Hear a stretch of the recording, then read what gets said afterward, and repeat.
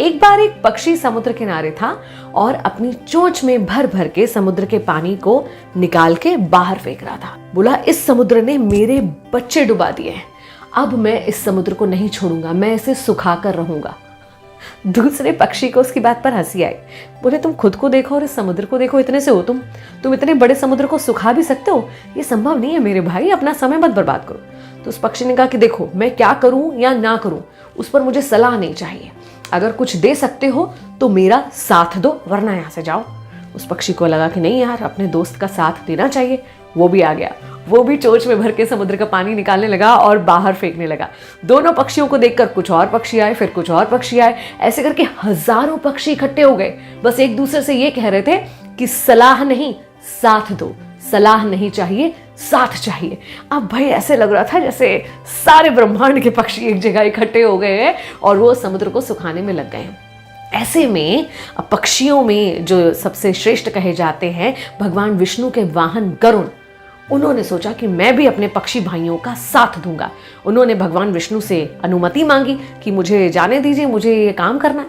भगवान विष्णु ने उससे कहा कि तुम ये क्या कर रहे हो भाई, तुम लोगों को समझ में आता है? तुम पक्षियों से कोई समुद्र सूखना तो है नहीं, तुम मत जाओ। तो गरुड़ ने तो भगवान विष्णु से ही कह दिया कि भगवान, सलाह नहीं, साथ चाहिए। फिर क्या था, अपने वाहन गरुड़ का साथ देने खुद भगवान विष्णु आ गए और बोले कि बस अब तो ये समुद्र में सुखाऊंगा। अब जब स्वयं भगवान आ गए तो समुद्र बहुत डर गया। उसे लगा अब तो मैं नहीं बच पाऊंगा, भगवान खुद आ गए मुझे सुखाने के लिए। तो उसने तुरंत उस पक्षी के बच्चे वापस कर दिए जो समुद्र में डूब गए थे। इसे कहते हैं एक साथ जुट जाने की ताकत। अभी हमारा समय इतना खराब चल रहा है, इतने कठिन समय में हम देखते हैं लोग फ्री की सलाह दे रहे हैं, बस सलाह ही दिए जा रहे हैं, लेकिन आपकी सलाह से लोग सिर्फ कंफ्यूज हो रहे हैं। आप आधी जानकारी है फिर भी लोगों को सलाह दिए जा रहे हैं। अगर आप वाकई किसी का साथ देना चाहते हैं तो उसे सलाह मत दीजिए, सहयोग दीजिए, साथ दीजिए। अगर आप मदद करना चाहते हैं तो आपकी सलाह से कुछ नहीं होगा, आपके साथ और सहयोग से होगा। और कौन कहता है कि साथ देने के लिए, सहयोग देने के लिए मिलना जुलना या कांटेक्ट में आना ज़रूरी है?